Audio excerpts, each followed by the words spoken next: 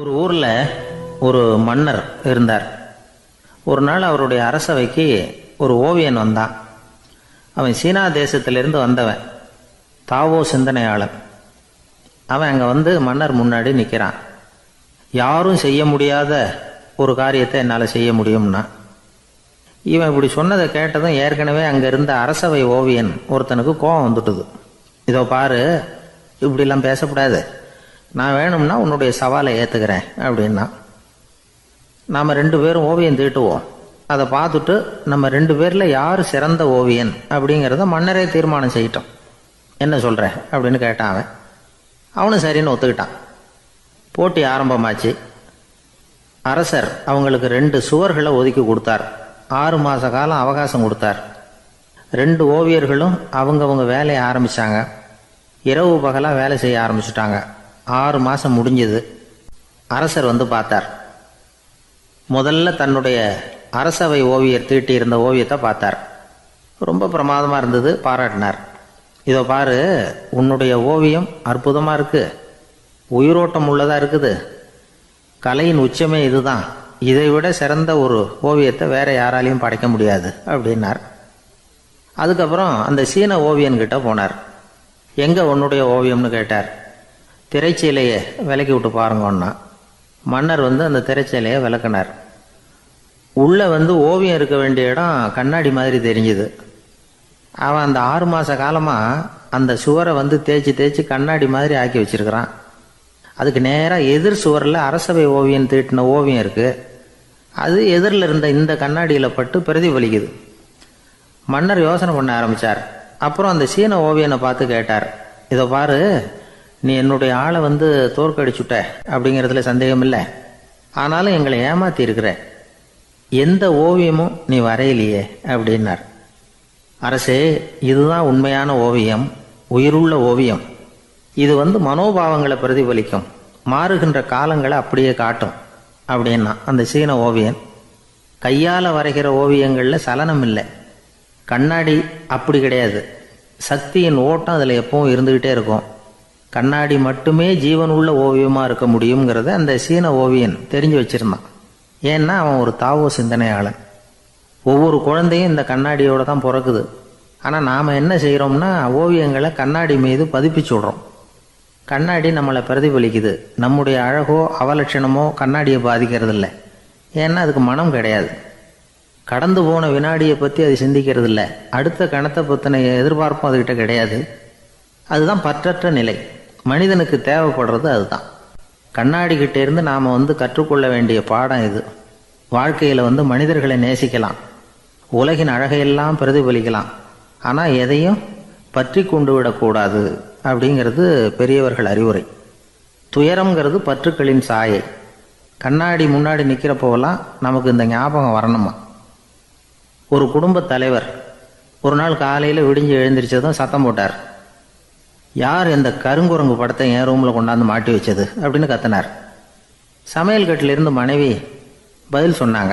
தூக்க கலக்கத்தில் உளராதிங்க, நல்லா பாருங்க, அது படம் கிடையாது, முகம் பார்க்குற கண்ணாடி அப்படின்னாங்க. ஒரு அம்மா சொல்லுது, அதாவது கணவன் மனைவியாக இருந்துட்டு அப்புறம் விவாகரத்து வாங்கிக்கிட்டு அதுக்கப்புறம் அந்த அம்மா பேசுகிறத நேற்று தொலைக்காட்சியில் போட்டாங்க. அது என்ன சொல்லுதுன்னா, நாங்கள் வந்து கணவனும் மனைவியாக இருக்கிறப்போ எங்களுக்குள்ளே சண்டை வந்துக்கிட்டு இருந்தது, இப்போ விவாகரத்து வாங்கிட்டு இப்போ நண்பர்களாக இருக்கிறோம், இப்போ வந்து சண்டையே வர்றதில்லை எங்களுக்குள்ளே.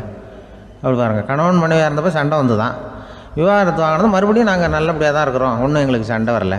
அப்படி இருக்குது இப்போ காலம் போய்கிட்டு இருக்கு. நேற்று அப்படி ஒரு இது என் கூட வேலை பார்க்குறப்போ ஒரு அம்மா இருந்தாங்க.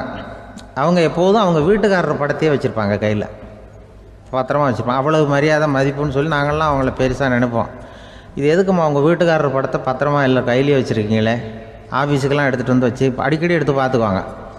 அவ்வளவு பிரியமாக அவங்க வீட்டுக்காரர் இல்லை. ஆமாம், எனக்கு வந்து ஏதாவது பிரச்சனை வந்துவிடுதுன்னா உடனே எங்கள் வீட்டுக்காரர் படத்தை எடுத்து பார்ப்பேன். பரவாயில்லையே, இப்படி ஒரு இதாக. ஆமாம், இதை பார்த்துட்டு நினச்சிக்குவேன், இதை விட பிரச்சனை வேறு என்ன இருந்துட போகுது உலகத்தில் அப்படின்னு நினச்சிக்குவேன். உடனே எனக்கு எல்லாம் போயிடும் அப்படின்ட்டு தான். அப்படி ஒரு அம்மா இருந்தாங்க, இப்போவும் இருக்காங்க, வேலை பார்த்துக்கிட்டு இருக்காங்க. அப்படிலாம் நீங்கள் இருக்கிற தாய்மார்கள் பெண்கள் யாராவது அப்படி கூட பண்ணலாம். எப்போதுமே உங்கள் வீட்டுக்காரர் படத்தை கையில் வச்சுக்கோங்க. அது ஒரு யோசனை, குடும்பம் குதூகலமாக இருக்கிறதுக்கு அது ஒரு யோசனை. அதே மாதிரி இவங்களும் அவங்க படத்தை வச்சுக்கலாம், வச்சுக்கிட்டு பிரச்சனை வரும்பொழுது பார்த்துக்கணும், இதை விட நமக்கு என்ன வந்துட போகுது பெருசாக அப்படின்னு. அப்படி தான் இருக்கணும். குடும்பம் வந்து நல்லபடியாக இருக்கணும்னா அதுக்கு இப்போ சொல்லுவாங்க, கடவுளே வந்து ஒரு வீட்டு கணவன் வீட்டு தலைவர் கனவுல வந்தாராம். கடவுள் வந்து இது மாதிரி உன்னை விட்டுட்டு உங்கள் குடும்பத்தை உன்னையெல்லாம் விட்டுட்டு போக போகிறேன்னா, அதனால் ஏதாவது வர வேணும்னா கேட்டு போய் வாங்கிக்கோ அப்படின்னு கடவுள் சொன்னாராம் இந்த குடும்ப தலைவர்கிட்ட. அவருக்கு என்ன கேட்குறதுன்னு புரியல. கடவுள் வந்து விட்டுட்டு போகிறேங்கிறாரு, ஏதாவது வரம் கேட்டுக்கோ அப்படின்னு. நம்ம என்ன பண்ணுறது, என்ன கேட்குறதுன்னு ஒன்றும் புரியல, குழம்பிக்கிட்டு இருந்தான் அந்த ஆள் கனவுல. இப்போ கடவுள் சொன்னாராம், சரி நீ ரொம்ப குழப்பமாக இருக்க, நாளைக்கு மறுபடியும் உன் கனவுல வரேன், அதுக்குள்ளே நீ முடிவு பண்ணி வை, உனக்கு என்ன வரம் வேணுமோ கேட்டு வாங்கிக்கோ, உனக்கு வரம் கொடுத்துட்டு நான் போயிடுறேன், உன்னை விட்டுட்டு போகிறதா நான் முடிவு பண்ணிட்டேன் அப்படின்ட்டுருக்காரு கடவுள். சரி ஒரு நாள் அவகாசம் கொடுங்க, நாளைக்கு நான் அதுக்குள்ளே முடிவு பண்ணி வைக்கிறேன்ட்டு அவர் வந்தார். மறுநாள் முழிச்சுக்கிட்டு மனைவி மகன் மக்கள் எல்லோரையும் கூப்பிட்டார், குடும்பத்தில் எல்லாரையும். இப்படி வாங்க, இது மாதிரி நேற்று கனவுல வந்தார் கடவுள், நம்மளை விட்டுட்டு போக போகிறாராம், என்ன வரம் வேணும்னு கேட்டு வாங்கிங்கோ அப்படின்னு போய் சொல்லிட்டார். என்ன கேட்குறதுன்னா அப்படின்னு அந்த கணவன் கேட்குறான். இந்த மனைவி சொல்கிறாங்க, என் உடம்பு பூரா நகையாக இருக்கணும் அப்படின்னு கேளு அப்படின்ட்டுருக்கு. அதுக்குள்ளே அந்த ஒரு பொண்ணு ஓடி வந்து, அப்படிலாம் கேட்காதப்பா கடவுள்கிட்ட, இப்போ இருக்கிற சொத்து எவ்வளோ இருக்கோ அதுபோல் இன்னொரு பங்கு வேணும்னு கேளு அப்படின்னு. அந்த பையன் வந்து அவன் வேறு சொன்னான், அவன் அது நமக்கு வந்து இது போல் ஒரு 10 பங்காவது வேணும், 2 பங்களா கார் வேணும் அப்படின்னு அவன் ஒரு லிஸ்ட்டை கொடுத்தான். இவர் என்ன கேட்குறதுன்னு முடிவு பண்ணுறதுக்குள்ள அங்கே வேலை செய்கிற அம்மா, ஒரு வயசான அம்மா வந்திருக்கு, வேலை செய்கிற அம்மா. அது வந்து சொல்லிச்சான் இவர்கிட்ட, தப்பாரு கடவுள்கிட்ட அப்படிலாம் கேட்காதப்பா, நாளைக்கு வரும்பொழுது என்ன வர வேணும்னா எங்கள் குடும்பத்தில் எல்லாரும் அன்பாக இருக்கணும் பாசமாக இருக்கணும்னு கேட்டு வாங்கிக்கோ வரத்தை, அன்பு பாசம் குடும்பத்தில் எப்போதும் நிலவணும்னு கேட்டு வாங்கிக்கோ, வேற எல்லாம் நம்ம பார்த்துக்கலான்னு இந்த பெரியம்மா சொல்லித்தான். மறுநாள் அதே மாதிரி படுத்து தூங்கினார். கடவுள் கனவுல வந்தார். வந்து கேட்கும்பொழுது இவர் சொன்னாராம், ஐயா எனக்கு வந்து எங்கள் குடும்பத்தில் நாங்கள் கணவன் மனைவி புள்ள குட்டி எல்லாம் பாசமாக இருக்கணும் அன்பாக இருக்கணும், இதுதான் எங்களுக்கு வர வேணும் அப்படின்னு கேட்டாராம். இவர் கேட்டதும் கடவுள் வந்து தலையை சொரிய ஆரம்பிச்சிட்டாராம். ஏன் என்ன யோசிக்கிறீங்கன்னு கேட்டிருக்காரு. நீங்கள் அன்பாக பிரியமாக இருந்தீங்கன்னா அப்புறம் ஏன் நான் உங்களை விட்டுட்டு போக போகிறேன், நான் ஏற்கனவே இல்லைங்கிறதுனால தான் உங்களை விட்டு போகலாம்னு முடிவு பண்ணியிருந்தேன். இப்போ நீங்கள் ஏற்கனவே பாசமாக இருந்தீங்கன்னா நான் இனிமேல் போக மாட்டேன், அதனால் ஏன் முடிவும் மாற்றிக்க வேண்டியது தான், உங்கள் கூட தான் இருக்க போகிறேன்னாராம். இப்படி ஒரு கதை சொல்லுவாங்க. அதனால் ஒரு குடும்பத்தில் அந்தந்த உறவு முறைகள் சரியாக இருக்கிற வரைக்கும் எல்லாம் நல்லாயிருக்கும். அங்கே தான் இறைவன் வாழும் இல்லம்ங்கிறாங்களே, அதுதான் அது. அதில் அந்த குடும்ப தலைவருங்கிறவர் கணவன் அப்படிங்கிறதுனால அவருக்கு தான் பொறுப்பு. அவருக்கு நிறைய சகிப்புத்தன்மை வேணும், கோபம் வரக்கூடாது, யார் என்ன சொன்னாலும் போகணும். சில கணவன்மார்கள் வந்து எது சொன்னாலும் மனைவி வந்து தட்டுறதில்லை, அங்கே போனால் போவாங்க, எதுக்கு போக சொல்கிறேன்னு கேட்குறதில்ல, போகிறது, இங்கே வான்னா வர்றது. திருவள்ளுவர் மனைவி இருந்தாருன்னு சொல்கிறாங்கல்ல, அது மாதிரி. அது எப்படின்னா ஒருத்தர் சொன்னார், அது அப்படி இல்லை, அதுக்கு ஒரு கதை சொன்னார். ஹிட்லர் வந்து வந்தாராம் ஒரு தடவை, ஒரு பெரிய கப்பல் மேலே, கப்பலுடைய மேல் தளத்தில் ஹிட்லர் வந்துக்கிட்டு இருக்கார். ஒரு இங்கிலீஷ் கேப்டன் எதிரில் நிற்கிறான். அவனுக்கு பெரிய ஆச்சரியம், இந்த ஆள் எப்படி இப்படி ஒரு தனி மனிதனாக இருந்துக்கிட்டு உலகத்தையே இப்படி இந்த பாடுபடுத்துகிறார் அப்படின்னு சொல்லி, உன்னுடைய வெற்றிக்கு என்ன காரணம்னு கேட்டாராம் அந்த இங்கிலீஷ் கேப்டன். இப்போ ஹிட்லர் சொன்னாராம், என்னுடைய வெற்றிக்கு காரணம் என்கிட்ட வேலை செய்கிற ஊழியர்கள், நான் கிழிச்ச கோட்டை தாண்ட மாட்டாங்க, நான் என்ன சொல்கிறேனோ அதை உடனே செய்வாங்க, ஏன் எதுக்குன்னு எதிர்த்து பேச மாட்டாங்க, அதுதான் என்னுடைய வெற்றிக்கு காரணம் அப்படின்னு சொல்லி அதை நிரூபித்து காட்டுறேன் பார் அப்படின்னு சொல்லி கையை தட்டினாராம் ஹிட்லர். உடனே ஒரு சிப்பாய் எங்கேருந்து வந்து லெஃப்ட் ரைட் போட்டு வந்து சல்யூட் பண்ணி நின்னான். உடனே ஹிட்லர் சொன்னார், நீ அப்படியே இந்த கப்பல் மேல் தளத்துலேருந்து அப்படி கடலில் விழுந்து செத்து போடா அப்படின்னு பொத்துன்னு குதிச்சுட்டான். எதுக்கு சொல்கிறேன் என்ன இதில், உடனே குதிச்சு செத்து போட்டான். இவருக்கு பெரிய ஆச்சரியம் கேப்டனுக்கு. ஹிட்லர் சொன்னார், இதுதான் என்னுடைய வெற்றிக்கு காரணம், தப்பார் இன்னொருத்தனை கூப்பிட்றேன் அப்படின்னு தட்டினா இந்த பக்கத்துலேருந்து ஒருத்தன் வந்தான், லெஃப்ட் ரைட் வந்து நின்னா, நீ இப்படி குதிச்சு செத்து போடா அப்படின்னு பொத்துன்னு குதிச்சுட்டான். எதுக்கு போக சொல்கிறீங்கன்னு ஒன்றுமே கேட்கல, குதினா உடனே குதிச்சுட்டான். அப்போ ஹிட்லர் சொன்னார், இதே மாதிரி என்னுடைய ஒவ்வொரு ஊழியர்களும் இருக்கிறாங்க, நானும் ஊழியர்களை இழக்கிறதுக்கு தயாராக இல்லை, தப்பார் தயாராக இருப்பேன் எப்போதும், தப்பார் இன்னொருத்தரம் தட்டுறேன்னு இன்னொருத்தர் வந்தார். எதிர்த்தாப்புலேருந்து ஒருத்தன் லெஃப்ட் ரைட் சல்யூட் அடித்தான். நீயும் குதிச்சு செத்து போடான்ருக்கார் ஹிட்லர். இவனால் பொறுக்க முடியல, இந்த இங்கிலீஷ் கேப்டன் அனாவசியமாக ஒவ்வொருத்தனாக குதிச்சுட்றானேன்னு சொல்லி ஓடி போய் அவனை குதிச்சிட்டான். குதிக்கிறதுக்கு முன்னாடி பிடிச்சி தனியாக எடுத்துகிட்டு போட்டான். தனியாக எடுத்துகிட்டு போய் அந்த சிப்பாய்கிட்ட கேட்டாரான் அந்த இங்கிலீஷ் கேப்டன், ஏன்ப்பா அந்த ஆள் குதிக்க சொல்கிறான்னா நீ ஏன் எதுக்குன்னு கேட்குறது இல்லையா, உடனே குதித்து செத்து போகிறீங்களே, இதெல்லாம் என்ன அநியாயம் அப்படின்ட்டுருக்கான் அந்த இங்கிலீஷ் கேப்டன் கையை பிடிச்சிக்கிட்டு. உடனே அந்த சிப்பாய்க்கு கோவம் வந்துட்டு தான், உடையா கையை, இவன்ட்ட வேலை பார்க்குறத விட உழுந்து செத்து போகலான்னு நான் குதிக்கிறான். நீ என்ன அனாவசியமாக எதுக்கே இருக்க சொல்கிறேன் அப்படின்னு சொல்லி குதிச்சுட்டானா. அதனால் இந்த உடனே சொல்கிறத செய்கிறாங்க பாருங்கள், அவங்கள நம்பக்கூடாது. கணவன்மார்களுக்கு ஒரு எச்சரிக்கை. சொல்கிறத உடனே செஞ்சுருவாங்க மனைவி. நீ அங்கே போனால் போங்க, வரணும் அது ஹிட்லர் மாதிரி நினைக்கிறாங்கன்னு அர்த்தம். இதுகிட்ட பேசிக்கிட்டு இருக்கிறத விட சொல்கிறத செஞ்சுட்டு போடுவோமே. அப்படி சமாளிக்கிற கணவன்மார்கள் உண்டு. குடும்பத்தில் அப்படிலாம் இருந்து சமாளிக்கிறாங்க. ஊரில் ஒரு மன்னர் இருந்தார். அவர் பக்கத்து தேசத்து மேலே படையெடுக்கணும்னு நினச்சிக்கிட்டு இருந்தார். அதையும் தன்னுடைய நாட்டோட சேர்த்துக்கணுங்கிற ஆசை. எப்போ படையெடுக்கலாம்னு யோசிச்சுக்கிட்டு இருந்தார். இப்படி யோசிச்சுக்கிட்டு இருந்த சமயத்துல ஒரு பெரியவர் அவரை தேடிட்டு வந்தார். அவர் அடிக்கடி வருவார், அவர்கிட்ட பேசிக்கிட்டு இருப்பார். இப்போ அப்படித்தான் வந்தார். என்ன மன்னா யோசனைன்னாரு. இவர் தன்னுடைய யோசனையை சொன்னார். இந்த சமயத்துல மன்னருக்கு தாகம் எடுத்தது, தண்ணி குடிக்கணும் போல இருந்தது. உடனே அங்க இருந்த ஒரு அரண்மனை பணியாளரை கூப்பிட்டார். போய் கொஞ்சம் தண்ணி கொண்டு வாப்பா அப்படின்னார். அந்த பணியாளர் போனார், ஒரு கோலையில தண்ணி கொண்டு வந்தார். ராஜா கிட்ட நீட்டினார். ராஜா அதை வாங்கி குடிக்கிறதுக்காக வாய்கிட்ட கொண்டுட்டு போனார். அந்த நேரம் பார்த்து மன்னா கொஞ்சம் பொறுங்கன்னார் இந்த பெரியவர். ஆவலோட குடிக்க போன மன்னர் அப்படியே நிறுத்திக்கிட்டு பெரியவரை பார்த்தார். இப்ப அந்த பெரியவர் சொன்னார், மன்னா இப்ப உங்களை விட வலிமை உள்ள ஒரு சக்தி உங்களுக்கு தண்ணி கொடுக்க மறுத்துடுதுன்னு வைங்க, உங்களை குடிக்க விடாம தடுத்துடுது அப்படின்னா இப்ப இந்த ஒரு கோவள தண்ணீரை என்ன விலை கொடுத்து வாங்குவீங்க அப்படின்னு கேட்டார். இப்போ எனக்கு இருக்கிற தாகத்துக்கு என்னுடைய அரசாங்கத்துல பாதியையாவது கொடுத்து இந்த தண்ணியை வாங்கறதுக்கு தயங்க மாட்டேன்னார் அவர். சரி, இப்ப அந்த தண்ணியை குடிங்கன்னார் பெரியவர். மன்னர் ஆவலோட அந்த தண்ணியை குடிச்சு முடிச்சார். அதுக்கப்புறம் கொஞ்ச நேரம் தன்னுடைய படையெடுப்பு பத்தி சொல்லிட்டு இருந்தார். கொஞ்ச நேரம் கழிச்சு மறுபடியும் இந்த பெரியவர் கேட்டார், மன்னா இப்போ நீங்க ஒரு கோவள தண்ணீரை குடிச்சு முடிச்சுட்டீங்க. இப்ப அந்த தண்ணீர் உங்க உடம்பு விட்டு வெளியில வரக்கூடிய பாதை அடப்பட்டு போச்சு அப்படின்னு வச்சுக்கோங்க, அதை வெளியேற்றுவதற்காக நீங்க எவ்வளவு செலவழிப்பீங்க அப்படின்னு கேட்டார். மன்னர் யோசனை பண்ணார். அப்படி ஒரு நிலைமை ஏற்பட்டு போச்சுன்னா என்னுடைய அரசாங்கம் பூராவையும் அதுக்கு ஈடா தர்றதுக்கு கூட தயங்க மாட்டேன்னார்.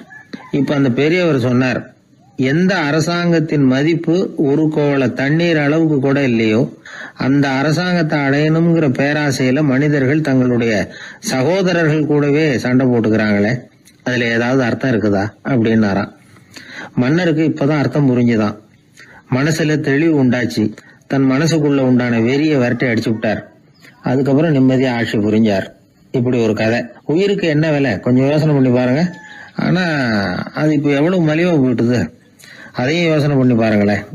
ஆசை பேராசையா மாறுது, அப்புறம் அது வெறியா ஆகுது, அதுக்கப்புறம் பைத்தியம் பிடிக்குது. இந்த காலத்து மனிதர்களுக்கு 2 விதமான பைத்தியம் பிடிச்சிருக்கிறதாக ஒரு பெரியவர் சொல்றார். ஒன்னு பணம், இன்னொன்னு அதிகாரம். இதெல்லாம் எவ்வளவு காலத்துக்கு நீடிக்கும்? ஒரு சர்வாதிகார நாட்டுல 3 பேர் ஜெயில இருட்டு அறையில பேசிக்கிட்டு இருக்கிறாங்க. நீ எப்படி இந்த ஜெயிலுக்கு வந்த அப்படின்னு ஒருத்தர் கேட்டாராம்.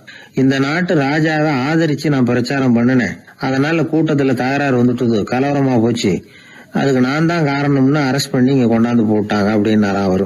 சரி, நீ எப்படி இங்க வந்த அப்படின்னு இன்னொருத்தரை பார்த்து கேட்டிருக்காரு. நான் இந்த நாட்டு ராஜாவை எதிர்த்து பிரச்சாரம் பண்ணேன், அதனால கலவரம், அரெஸ்ட் பண்ணி கொண்டாந்து போட்டாங்கன்னார். சரிப்பா, நீ எப்படி அங்க வந்த அப்படின்னு 3வது ஆளை பார்த்து இவங்க கேட்டாங்களாம். இதுக்கு அந்த ஆள் மெதுவா வெளிச்சத்துக்கு நான் தான் இந்த நாட்டு ராஜா அப்படின்னா. எனக்கு தெரிஞ்ச ஒருத்தர் இருக்கார். அவரு ஒரு பெரிய காவல்துறை அதிகாரி, ரொம்ப கண்டிப்பானவர். அவரை கண்டாவே எல்லாரும் பயப்படுவாங்க. அப்படிப்பட்டவர் வீட்டுக்கு போனா அப்படியே அடியோட மாறிடுவார். அங்க போய் பாத்தீங்கன்னா குழந்தைகளோட குழந்தையா அவர் விளையாடிட்டு இருப்பார். அலுவலக சமயத்துல பாத்தீங்கன்னா குதிரை முதுகுல அவர் உட்காந்துருப்பார். வீட்டுல பாத்தீங்கன்னா அவர் முதுகுல குழந்தை உட்காந்துருக்கும்.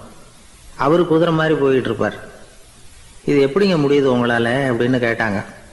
அது ஒண்ணுமில்ல, இங்க வீட்டுக்கு வந்த உடனே என்னோட மனசை தனியா எடுத்து வச்சிருவேன் அப்படின்னார். அது என்னங்க உங்க சட்டப்பயிலியா இருக்குது மனசு, அது தனியா எடுத்து வைக்கிறதுக்கு அப்படின்னு கேட்டாங்க. அப்படி இல்லைங்க, இது ஒரு பயிற்சி, மனப்பயிற்சி, அவ்வளவுதான் அப்படின்னார். இப்படி சமயம் பார்த்து மனசை தனியா வச்சுவிட தெரிஞ்சவங்க வாழ்க்கையில எப்பவும் உற்சாகமா இருப்பாங்க அப்படிங்கிறது பெரியவங்க கருத்து. ஒரு டாக்டர் ஆஸ்பத்திரியில் இருக்கிற வரைக்கும் டாக்டரா இருக்கலாம், அவர் மனைவிகிட்டையும் அவர் டாக்டரா இருக்க வேண்டிய அவசியம் இல்லை. ஒரு வக்கீல் கோர்ட்ல இருக்கிற வரைக்கும் வக்கீலா இருக்கலாம், வீட்டுக்கு வந்ததுக்கு அப்புறமும் வக்கீலா இருக்க வேண்டிய அவசியம் கிடையாது. வீட்டில் குழந்தைகள்கிட்ட விளையாடும் பொழுதும் அதுகள்கிட்ட ஃபீஸு கேட்டுக்கிட்டு இருக்கக்கூடாது. நாம எப்படி இருக்கணும்னு பெரியவங்க சொல்றாங்கன்னா, மனசோட சேரக்கூடாதான், அப்படி சேராம வாழ்க்கையை கவனிக்கணுமா. மனசை அப்படியே தனியாக எடுத்து பக்கத்தில் வச்சுடணும். அப்படின்னா அதை அப்படியே தூக்கி எறிஞ்சுடு அப்படின்னு அர்த்தம் இல்லை. ஏன்னா மனசுங்கிறது நமக்கு உபயோகப்படக்கூடிய ஒன்று தான். எப்போ எப்போ அது தேவையோ அப்பப்போ எடுத்து உபயோகப்படுத்திக்கணும். தேவைப்படுறப்போ எடுத்து கண்ணாடியை மாட்டிக்கிறோம்ல, படிக்கும் பொழுது கண்ணாடி தேவைப்படுது எடுத்து மாட்டிக்கிறோம் இல்லையா, அது மாதிரி கணக்கு போடுறதுக்கு மனசு தேவை. கடைக்கு போய் ஒரு பொருள் வாங்குகிறோம், காசு கொடுக்குறோம், மீதி சில்லறை சரியாக இருக்கா அப்படின்னு எண்ணி பார்த்து வாங்க வேண்டியிருக்கு. அந்த சமயத்தில் மனசை எடுத்து தனியாக வச்சுட்டேன் அப்படின்னு சொல்லிகிட்டு இருக்கக்கூடாது. பரீட்சைக்கு படிக்க வேண்டியிருக்குது, படித்ததையெல்லாம் அப்படியே நினைவில் வச்சுக்க வேண்டியிருக்கு. அந்த சமயத்தில் மனசை தூக்கி எறிஞ்சுட்டேன் சார் அப்படின்னு சொல்லிகிட்டு இருக்கக்கூடாது. அப்படி சொன்னால் பரீட்சை நம்மளை தூக்கி எறிஞ்சிடும். அதனால் தேவைப்படுறப்போ மனசை உபயோகப்படுத்தணும், தேவையில்லாதப்போ அது தனியாக ஓய்வு எடுத்துக்க விட்டுடணும். இப்படி நாம் பழக்கப்படுத்திக்கிட்டா வாழ்க்கைங்கிறது நமக்கு புதுசாக தெரியுமா. மனசுக்கும் ஒரு சக்தி கிடைக்கும். எந்திரங்களுக்கு ஓய்வு கொடுக்குற மாதிரி மனசுக்கும் ஓய்வு கொடுக்கணும், இல்லைன்னா அது களைச்சி போயிடும். குழந்தைகள் மனசை சுமந்துக்கிட்டு இருக்கிறது இல்லை. இது முதியவர்கள் குழந்தைகள்கிட்ட இருந்து கற்றுக்க வேண்டிய ஒரு பாடம். ஆனாலும் இந்த கால குழந்தைகள்கிட்ட ரொம்ப எச்சரிக்கையாக இருக்க வேண்டியிருக்கு. ஒரு தாத்தாவும் பேரனும் விளையாடிக்கிட்டு இருக்கிறாங்க. தாத்தா எனக்கு சைக்கிள் ஓட்ட கற்றுக் கொடு அப்படிங்கிறான் பேரன். சைக்கிள் உயரம் கூட இல்லை, அதுக்குள்ளே சைக்கிள் ஓட்டணுமா அப்படின்னார் தாத்தா. ஏன் தாத்தா, ரயில் ஓட்டுறாரு, அவர் என்ன ரயில் நீளமாக இருக்கார் அப்படின்னு கேட்டானா அந்த பையன். அந்த ஆளுக்கு பேச தெரியாது, அவர்கிட்ட கொஞ்சம் எச்சரிக்கையாக நடந்துக்கோ அப்படின்னு சொல்கிறது உண்டு. அப்படின்னா என்ன அர்த்தம்? அவர் இன்னமும் குழந்தையாகவே இருக்கிறாரு, இன்னும் பேச்சு வரலன்னு அர்த்தம்? அப்படி இல்லை, அவருக்கு நாகரிகமாக பேச தெரியலன்னு அர்த்தம். பேசுறதுங்கிறது மனுஷனால் மட்டுமே முடியக்கூடிய ஒரு காரியம். அப்படி இருந்தும் அதோட பெருமையை அவன் இன்னமும் சரியாக புரிஞ்சிக்கலன்னு தான் சொல்லணும். அதனால தான் அவன் அளவுக்கு அதிகமாக வார்த்தைகளை கொட்டி விடுறான். அதுக்கப்புறம் அதையெல்லாம் திருப்பி அள்ள முடியாமல் கிடந்து கஷ்டப்படுறான். கொட்டின வார்த்தையை அள்ள முடியுமா? ஒருத்தரை இன்னைக்கு பார்த்து முட்டாள்னு திட்டி விடுறீங்க, நாளைக்கு மறுபடியும் அவர்கிட்ட போய் நேற்றுக்கு உன்னை முட்டாள்னு சொல்லிவிட்டேன், அந்த வார்த்தையை திருப்பி கொடு வாங்கிட்டு போயிடுறேன் அப்படின்னு நான் சொல்ல முடியும்? அவன் கோபக்காரனாக இருந்தால் நேற்றுக்கே அதை வேறு விதமாக உங்களுக்கு திருப்பி கொடுத்துருப்பான். உலகத்தில் எவ்வளவோ ஜீவராசிகள் இருக்குது, அதுக்கெல்லாம் வாய் இருக்குது. அந்த வாயெல்லாம் எதுக்கு உபயோகம்? சாப்பிட்றதுக்காக. ஆனால் நமக்கு இருக்கிற வாய் சாப்பிட்றதுக்காக மட்டும் இல்லை, பேசுறதுக்காகவும் தான். பேச முடியலன்னா வாய் இருந்தால் கூட அது வாயில்லா ஜீவன் தான். ஒரு பையனை பார்த்து அது வாய் உள்ள புள்ள பொழைச்சிக்கும் அப்படின்னா மற்ற பையன்களுக்கெல்லாம் முகத்தில் வாயே இல்லைன்னு அர்த்தம்? அப்படி இல்லை, அந்த பையன் கொஞ்சம் கெட்டிக்காரத்தனமாக பேசுவான்னு அர்த்தம். அதனால் எப்படி பேசணும் அப்படிங்கிறத நாம் முக்கியமாக தெரிஞ்சுக்கணும். இதுக்கு 8 விதமான குறிப்புகளை நம்ம பெரியவங்க சொல்லியிருக்கிறாங்க. பேச்சுக்கு 8 அங்கங்கள் உண்டு அப்படின்னு அவங்க சொல்கிறாங்க. அதெல்லாம் என்னென்ன அப்படின்னா, உண்மை, நன்மை, அன்பு, நிதானம், இனிமை, ஆழம், சமயமறிதல், சபையறிதல். இந்த 8 தன்மையும் பேச்சில் இருக்கணுமா. இதையே கொஞ்சம் விவரமாக சில பேர் போர்டில் எழுதி வச்சுருப்பாங்க. அதாவது எழுத்துலையாவது அதெல்லாம் இருக்கட்டுமே அப்படின்னு நினச்சி நீங்கள் கூட சில இடங்களில் இதை பார்த்துருக்கலாம். அதாவது உண்மையே பேசுக, நன்மையே பேசுக, அன்பாக பேசுக, நிதானமாக பேசுக, இனிமையாக பேசுக, ஆழமுடையதாக பேசுக, சமயமறிந்து பேசுக, சபையறிந்து பேசுக, இப்படி எழுதி வச்சுருப்பாங்க. இந்த 8 அம்சமும் சரியாக பொருந்தி இருந்தால் தான் அது பேச்சு. மற்றதெல்லாம் பேச்சாகிடாது. பேச்சு ஒரு சிறந்த கலை. எல்லாத்தையும் விட பேசாமல் இருந்தும் பழகணும், அது ரொம்ப முக்கியம். உண்மையே பேசணும். சத்தியத்துக்கு மதிப்பு கொடுக்குறவங்கள தான் சரித்திரம் மதிக்கும். உண்மை பேசினா மட்டும் போதாது, அந்த உண்மையில் நன்மை கலந்துருக்கணும். கொலைகாரனுக்கு பயந்துக்கிட்டு ஒருத்தன் உங்கள் வீட்டுக்குள்ளே ஒளிஞ்சிருக்கிறான். அந்த முரட்டு ஆசாமி கையில் அறிவாளோடு அவன் இங்கே வந்தானான்னு உங்ககிட்ட கேட்குறான்னு வச்சுங்க. உண்மைதான் உயர்வு தரும் அப்படின்னு நினச்சிக்கிட்டு, ஆமாம் உள்ளே தான் இருக்கிறான், அடுப்பங்கரையில் குதிருக்கு பின்னாடி உட்காந்துருக்கிறான், போய் பிடிச்சிட்டு போங்க அப்படின்னு நான் சொல்லுவீங்க? அது நன்மை இல்லாத உண்மை. அதனால் பிரயோஜனம் கிடையாது. அதே மாதிரி உங்கள் பேச்சில் அன்பு இருக்கணும், நிதானம் இருக்கணும், இனிமை இருக்கணும், சிந்தித்து பேசணும். சமயம் அறிந்து பேசுகிறதும் முக்கியம். அதை பற்றி நமக்கு வேறு யாரும் சொல்லிக் கொடுக்க வேண்டியதில்லை. எந்த நேரத்தில் யாருக்கிட்ட எப்படி பேசினா காரியம் நடக்கும் அப்படிங்கிறது நமக்கு நல்லா தெரியும். அது கைவந்த கலை. அவையறிந்து பேசுகிற திறமை பேச்சாளர்களுக்கு ரொம்ப அவசியம். அது இல்லைன்னா நிலைமை பரிதாபமாயிடும். ஒரு பேச்சாளர் ரொம்ப மும்முரமாக பேசிக்கிட்டே இருந்தாராம். ரொம்ப நேரம் நிறுத்தவே இல்லை, பேசிக்கிட்டே இருக்கிறார். சபையில் இருந்தவங்கலாம் ஒவ்வொருத்தராக எழுந்திரிச்சு போய்கிட்டே இருக்கிறாங்க. கடைசியில் 2 பேர் தான் அக்கறையாக பேசுகிறவரை கவனிச்சுட்டு உட்காந்துருந்தாங்களாம். மேடையில் பேசிக்கிட்டு இருந்தவர் அவங்கள பார்த்து சொன்னாராம், எனக்கு கூட்டம் முக்கியம் இல்லை, எவ்வளவு பேர் என் பேச்சை கேட்குறாங்க அப்படிங்கிறது முக்கியம் இல்லை. நீங்கள் 2 பேராவது ஊக்கமாக என்னை கவனிச்சுக்கிட்டு உட்காந்துருக்குறீங்க, அது போதும். உங்களுக்காகவே நான் பேசிக்கிட்டு இருக்கிறேன் அப்படின்னார். இதை கேட்டதும் உட்காந்துருந்த 2 பேரில் ஒருத்தர் எழுந்திருச்சு, அப்படி இல்லைங்க, நாங்கள் 2 பேரும் நீங்கள் பேசி முடித்த உடனே தொடர்ந்து பேச வேண்டிய ஆளுங்க, அதுக்காக தான் காத்துக்கிட்டு இருக்கிறோம், சீக்கிரம் முடிங்க அப்படின்னாங்களாம். காஞ்சிபுரத்தில் பல்லவ ராஜா ஒரு கோவில் கட்டினார், கைலாசநாதர் கோவில். அதுக்கு கும்பாபிஷேகம் பண்ணுறதுக்கு ஒரு நாள் குறிப்பிட்டு அதுக்கு வேண்டிய ஏற்பாடுகள்லாம் பண்ணினார். முதல் காரியமாக கடவுளை வேண்டிக்கிட்டார், நீங்கள் இந்த கும்பாபிஷேகத்துக்கு நேரில் வந்து கலந்துக்கணும்னார். கடவுள் அந்த ராஜா கனவுல வந்தார், நீ கும்பாபிஷேகம் வச்சிருக்கிற அதே நாளில் அதே நேரத்தில் எனக்கு இன்னொரு ஊரில் ஒரு கும்பாபிஷேகம் இருக்குது, அதுக்கு போக வேண்டியிருக்கு. அதாவது திருநின்ற ஊரில் என்னுடைய பக்தர் ஒருத்தர், அவரும் ஒரு கோயில் கட்டி கும்பாபிஷேகம் செய்கிறார், நான் அதுக்கு போக வேண்டியிருக்கு, அதனால் உன்னுடைய தேதியை நீ மாற்றி வச்சுக்கோ அப்படின்னார். கடவுள் தான் எங்கேயும் இருக்கிறவராச்சே, அவர் நினச்சா 2 இடத்துலையும் இருந்து கோயில் கும்பாபிஷேகத்தை நடத்த முடியாதா? ஏன் அப்படி செய்யலை? அது ஒரு முக்கியமான காரணத்துக்காக தான். திருநின்ற ஊரில் இருந்த பூசலாருங்கிற அந்த அடியாரின் பெருமையை இந்த உலகத்துக்கு எடுத்து காட்டணுங்கிறதுக்காகத்தான் கடவுள் அந்த ராஜா கிட்ட அப்படி சொன்னார். சரி, அந்த அடியார் அப்படி என்னதான் பெருசாக கோயில் கட்டி விட்டார்? ராஜா கட்டின கோயிலை விட பெருசா? அவர் கட்டினது கருங்கல்லாலேயோ மண்ணாலேயோ மரத்தாலேயோ இல்லை. அவர் கட்டின கோயில் வேறு மாதிரி. அது மனசால கட்டின கோயில், மனசுக்குள்ளே இருக்கிற கோவில், மனக்கோவில். அந்த அடியார் தன்னோட மனசுக்குள்ளே மாசக்கணக்காக ஒவ்வொரு கல்லாக சேர்த்து கட்டின கோவில். இந்த விஷயம் ராஜாவுக்கு தெரியாது. அவர் என்ன நினச்சுட்டாரு, அது நாம் கட்டின கற்கோயிலை விட ரொம்ப பெருசாக இருக்கும் போல இருக்கு அப்படின்னு நினச்சிட்டார். சரி, அப்பேற்பட்ட அந்த கோயிலை தரிசனம் பண்ணிவிட்டு வருவோம் அப்படின்னு நினச்சி ராஜா திருநின்ற ஊருக்கு போகிறார். அங்கே போய் பார்த்தா கோயிலையும் காணும், ஒன்றையும் காணும். கடைசியில் பூசலார் கட்டின மனக்கோவில் தான் அதுங்கிறத அவர் புரிஞ்சுக்கிறார். உடனே அந்த அடியாரின் காலில் விழுந்து வணங்குறார். அவரோ, இது மனசால முயன்ற கோவில், இதுக்கு இத்தனை பெருமையா அப்படின்னு ஆச்சரியப்படுறார். இதில் ஆச்சரியப்படுறதுக்கு ஒன்றும் இல்லை. ஆண்டவன் விரும்புறது அகபக்தியையே தவிர புற தோற்றங்களே அல்ல. இதை நாம் புரிஞ்சுக்கிட்டோம்னா நமக்குள்ள எந்த வேறுபாடுகளும் வர்றதுக்கு வழியே இல்லை. இன்னொரு ராஜா இருந்தார். அவர் ஆண்டவனுக்கு படைக்கிறதுக்காக ஒரு தார் நல்ல செவ்வாழை பழமாக எடுத்துக்கிட்டு போகணும்னு நினச்சார். அதனால் முத நாளே அதை வாங்கிட்டு வர சொன்னார் வேலைக்காரங்கிட்ட. வேலைக்காரன் போனால் கடைத்தெருவில் ஒரு தார் பழம் வாங்கினான். வர்ற வழியில் அவன் குடிசை அப்படியே எட்டி பார்த்துட்டு போவோமேன்னு நினச்சான். போனான். அங்கே இவனோட குழந்தை பாவம் பசியால் கத்திக்கிட்டு இருக்கு. இவன் பார்த்தான், இவ்வளவு பெரிய தாரில் ஒரு 2 பழம் எடுத்தா தெரியவா போகுது அப்படின்னு நினச்சி ஒரு 2 பழத்தை பிச்சு அந்த குழந்தைகிட்ட கொடுத்தான். அது அதை வாங்கி வயிறார சாப்பிட்டுது. பசி அடங்குச்சு, விளையாட போயிட்டுது.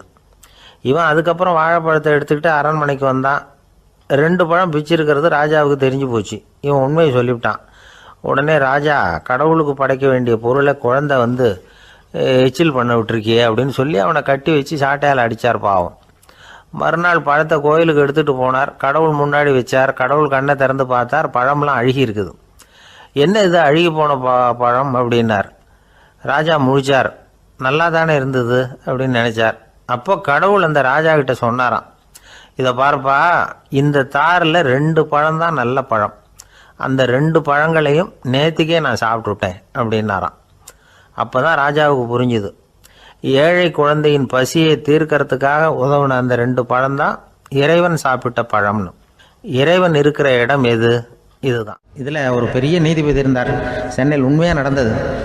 சென்னையில் ரொம்ப காலத்துக்கு முன்னாடி காந்தி இருந்த காலத்தில் சென்னையில் ஒரு நீதிபதி, அவர் ஒரு நாள் கோர்ட்லாம் விட்டு ரொம்ப கஷ்டப்பட்டு ராத்திரி சும்மா போய் உடனே வீட்டுக்கு வரல.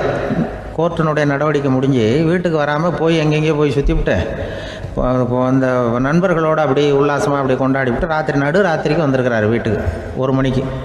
அப்போ அந்த வயசான அம்மா வாசல்லையே காத்துக்கிட்டு இருக்கு. உள்ளே போச்சு நீதிபதி, இன்னும் சேரலேன்னு வாசல்லையே நின்றுட்டு இருந்துதான். அப்போ அது வந்த உடனே பலார்னு அரைஞ்சி விட்டாங்களாம் அந்த அம்மா.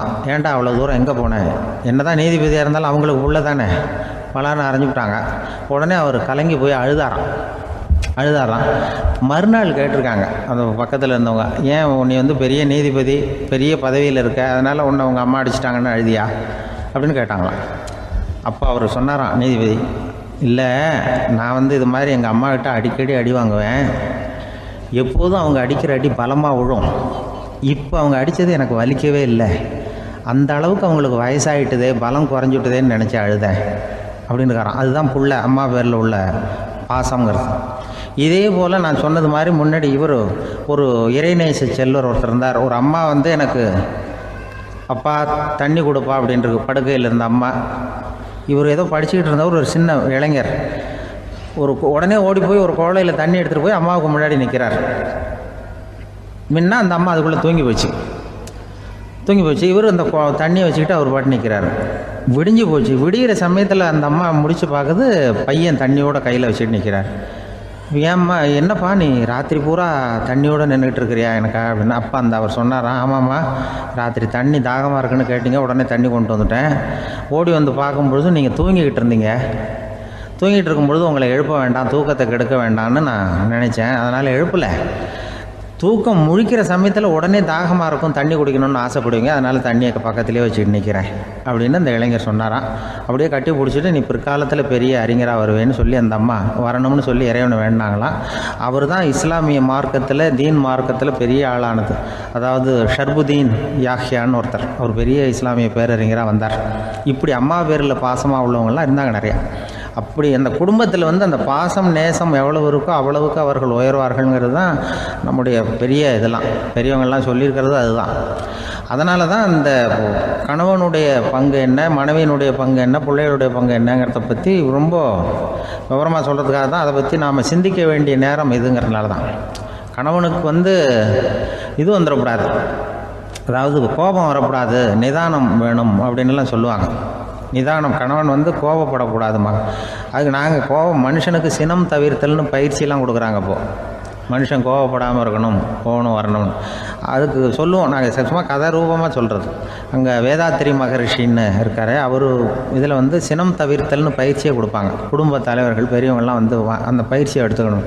என்னை கூப்பிட்டாங்க ஒரு தரம், சினம் தவிர்த்தல்னு ஒரு பயிற்சி கொடுக்குறோம், அதில் நீ வந்து பேசுன்னாங்க. நான் சொன்னேன், நான் பயிற்சிக்கு வேணா வரேன், என்னை பேச வேண்டாம் சார், நான் வந்து பயிற்சியை கற்றுக்கிறேன்னு. இல்லை நீ அதெல்லாம் பயிற்சி நாங்கள் கொடுக்குறோம், நீ உனக்கு என்ன தெரியுமோ சொல்லு, மனுஷன் கோவப்படாமல் இருக்கணும், அதுக்கு ஏதாவது வழி சொல்லிட்டு போ அப்படின்னு கூப்பிட்டாங்க. சரின்ட்டு போனேன். போய் அங்கே போய் நான் சொன்னேன், இது மாதிரி எனக்கு தெரிஞ்சது ஒரு கதை மாதிரி சொன்னேன். மீனம்பாக்கம் ஏர்போர்ட், அங்கே ஜப்பானுக்கு போக வேண்டிய ஒரு பிரயாணி லக்கேஜோடு நிற்கிறார் நிறையா. இதை வாங்கி பிளேனில் ஏற்றக்கூடிய ஒரு தொழிலாளி அவர்கிட்ட ஒரு சண்டை போடுறார், அடிக்க போகிறார், திட்டுறாரு, கண்டாமலான்னு திட்டுறார். அவர் இதை ஒருத்தர் பார்த்துக்கிட்டே இருக்கார். அந்த சினம் தவிர்த்தல் பயிற்சி கொடுக்குற பேராசிரியர் ஒருத்தர் பார்த்துக்கிட்டே இருக்கார். இது எப்படி இவன் இந்த ஆள் அவ்வளவு கோபமாக அடிக்க போகிறான், திட்டுறான் அந்த பெரிய மனுஷன், இவர் பதிலுக்கு அவர் திட்டவே இல்லையே. அந்த தொழிலாளி சிரிச்சுக்கிட்டே சரி சார் அப்படின்னுட்டே இருக்கான். இவர் லக்கேஜை வாங்கி பிளேனில் ஏற்றுற தொழிலாளி இப்போ கண்ணாவுடனே அடிக்க போகிறான், திட்டுறான், முகம் செவந்து போச்சு. இவருக்கு என்ன ஆச்சரியம்னா, இந்த ஆள் இவ்வளவு கோவப்படுறான், அதை வாங்கி அந்த தொழிலாளி கொஞ்சம் கூட முகத்தில் கோபமே படலையே, சிரித்த முகத்தோடு இருக்கானே, இவன் வந்து நமக்கு பயிற்சி வகுப்பு எடுக்கலாம் போல இருக்கே அப்படின்னு இவர் நினச்சிட்டார். ரொம்ப நேரம் அவர் கத்திக்கிட்டு இருந்தார். சரி சார்ன்ட்டு அதை வாங்கிட்டு அவர் போயிட்டார்.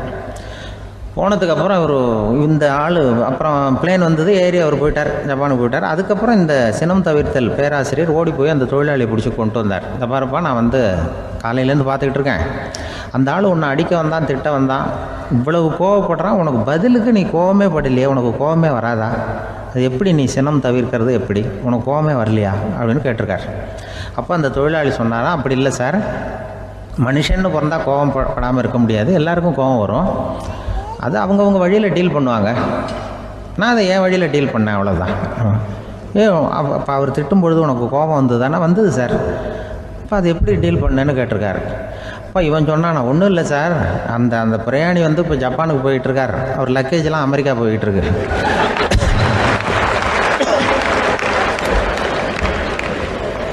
இதுக்கு நாம் எதுக்கு சார் அனாவசியமாக அவன்கிட்ட போய் சண்டை போட்டுக்கிட்டேன், அப்படி மாற்றி ஏற்றி விட்டா அவன் போய் பார்த்துக்கிறான் எங்கேயாவது. அதுதான் நான் சினம் தவிர்க்கிற வழி அப்படின்னு சொன்னாரான். உடனே இதை தான் எனக்கு தெரிஞ்சது கோபம் வராமல் இருக்கிறதுன்னு அங்கே பேசினேன் அந்த கூட்டத்தில். அதுக்கப்புறம் இன்ன வரைக்கும் அவங்க கூப்பிடுறதே இல்லை என்ன. ஏன்னா நாங்கள் வந்து முறையாக ஒருத்தன் கோவப்படாமல் இருக்கிறதுக்கு என்ன வழின்னு சொல்லி கொடுத்துட்ருக்குறோம். நீ எப்படி பண்றியப்பா அப்படின்னு சொல்லி. ஒரு ஊர்ல 2 சகோதரர்கள், அதாவது அண்ணனும் தம்பியும். அந்த 2 பேர்ல அண்ணனுக்கு கல்யாணம் ஆயிட்டுது, தம்பிக்கு கல்யாணம் ஆகல. வேணாம்னு இருந்துட்டான். அவங்க 2 பேருக்குமே சொந்தமா கொஞ்சம் நிலம் இருந்தது. அது எப்படிப்பட்ட நிலம்னா நல்ல விளையக்கூடிய நிலம். அப்பா விட்டுட்டு போன சொத்து. தனித்தனியா விவசாயம் பண்ணிட்டு இருக்கிறாங்க. அண்ணங்காரன் கல்யாணம் ஆனவன். அவன் என்ன நினைப்பான்னா, நமக்கு மனைவி மக்கள் இருக்கிறாங்க, அதனால கடைசி காலத்துல நம்மளை காப்பாத்துறதுக்கு பிள்ளைங்க இருக்கிறாங்க, அதாவது முதுமையில நமக்கு பாதுகாப்பு உண்டு. ஆனா என் தம்பிக்கு தான் யாருமே இல்ல, அவன் கல்யாணமே பண்ணிக்கல, தனி ஆள். அவனுக்கு வயசானா அவனை கவனிக்கிறதுக்கு யாருமே இல்லையே, அதனால அவன் தான் அதிகமா பணம் சேர்க்கணும், அதுக்கு நாம தான் எப்படியாவது உதவி பண்ணணும் அப்படின்னு அண்ணங்காரன் நினைப்பான்.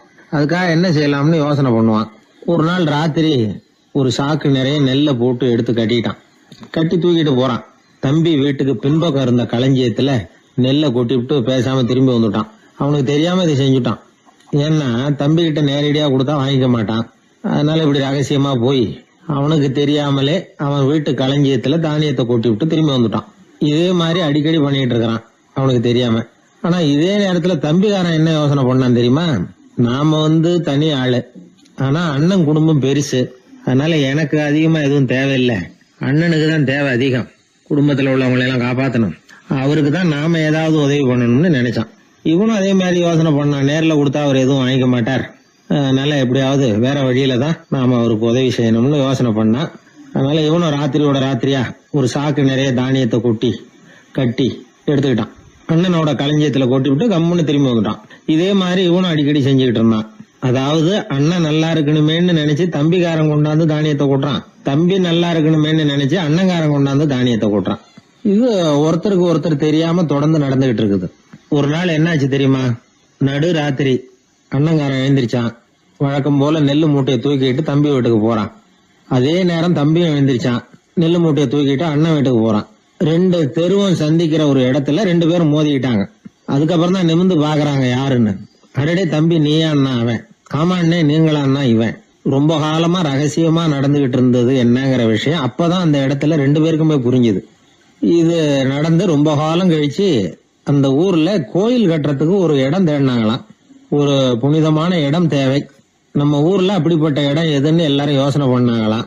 எல்லாரும் ஒரு மனதா முடிவு பண்ண இடம் எது தெரியுமா, அந்த அண்ணனும் தம்பியும் நடு ராத்திரியில சந்திச்சுக்கிட்ட அந்த இடம் தான், அதுதான் புனிதமான இடம் அப்படின்னு முடிவு பண்ணாங்க. அந்த இடத்துலதான் கோயிலையும் கட்டினாங்களாம். கடவுளை வணங்குகிறவர் வணங்காதவர் அப்படிங்கிற அடிப்படையில சமயத்தை கண்டறிவதில்லை, அன்பு செலுத்துகிறவர் செலுத்தாதவர் அப்படிங்கிற 2 வகையினரில் தான் சமயம் கண்டறியப்படுகிறது அப்படிங்கிறது பெரியவர்கள் கருத்து. இந்த காலத்துல எல்லாம் சகோதர பாசம் இப்படியா இருக்குது. ஒருத்தன் சொன்னான், எங்க வீட்டுல பங்கு பிரிச்சு போ, எனக்கு எதுவுமே வேணாம், எல்லாத்தையும் எங்க அண்ணன்கிட்டயே கொடுத்துருங்கன்னு சொல்லிவிட்டேன் அப்படின்னா ரொம்ப பெருமையா. பரவாயில்லையே, உங்க அப்பா விட்டுட்டு போனது எவ்வளவு இருக்கும்னு. அது என்ன சுமாரா ஒரு 50,000 இருக்கும்னா. என்ன சொத்தான்னு கேட்டேன். இல்லைங்க கடன் அப்படின்னா.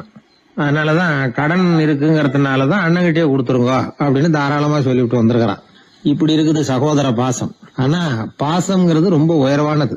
அது அண்ணன் தம்பிகள் எப்படி இருக்கணும் அப்படிங்கிறதுக்கு அந்த அபூர்வ சகோதரர்கள் ஒரு உதாரணம். குடும்பத்துல மற்றவர்கள்ட்ட நேசத்தோடையும் பாசத்தோடையும் பழகினாதான் வாழ்க்கை இனிமையா அமையும். சில பேர் ஆளை பார்த்தா 60 வயசு மாதிரி தோணும், உண்மையான வயசு என்னன்னு பார்த்தா 40 அல்லது 45. சில பேரை பார்க்கறதுக்கு 45 மாதிரி தெரியும், உண்மையிலேயே 65 தாண்டி இருப்பாங்க. ஒரு மனிதனுக்கு 2 வகையான வயது உண்டுங்கிறார் ஓஷோ. அதாவது உடம்புக்குன்னு ஒரு வயசு, மனசுக்குன்னு ஒரு வயசு. முதல் உலக மகாயுத்தம் நடந்தது இல்லையா, அது முடிஞ்சதுக்கு அப்புறம் முதல் தடவையா மனிதனின் மூளை வளர்ச்சியை பத்தி மனநல வைத்தியர்கள் ஒரு கணக்கெடுப்பு சோதனை நடத்தினாங்களாம். அது வரைக்கும் மனிதனுக்கு 2 வகையான வயது உண்டுன்னு யாரும் சிந்திச்சதே இல்லையா.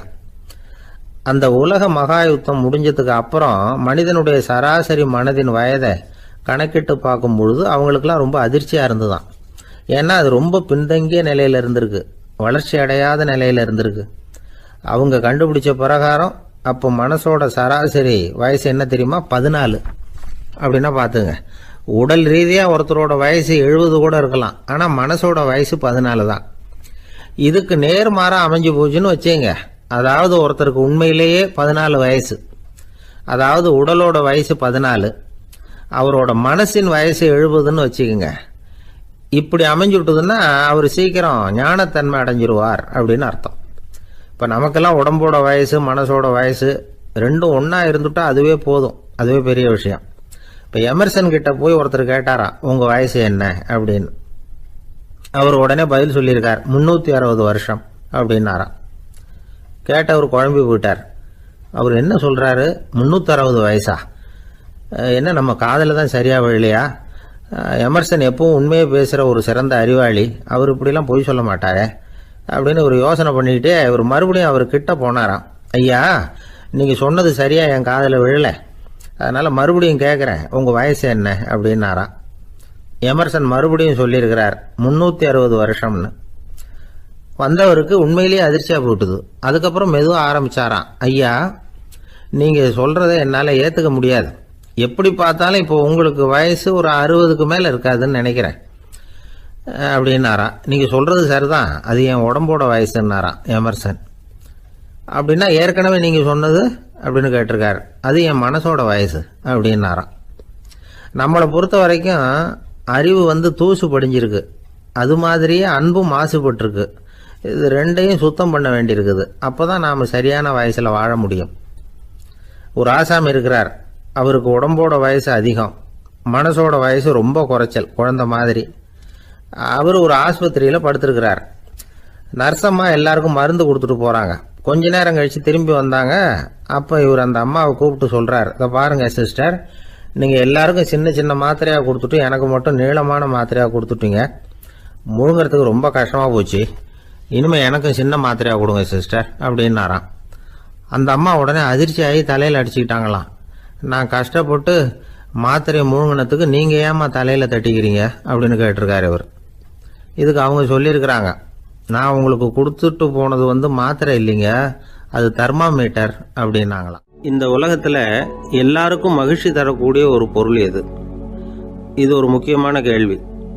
இந்த கேள்விக்கு பொருத்தமான ஒரு பதிலை உங்களால் சொல்ல முடியுமா? அதாவது கொஞ்சம் யோசித்து பார்த்தா பணம்னு சொல்லலாமா?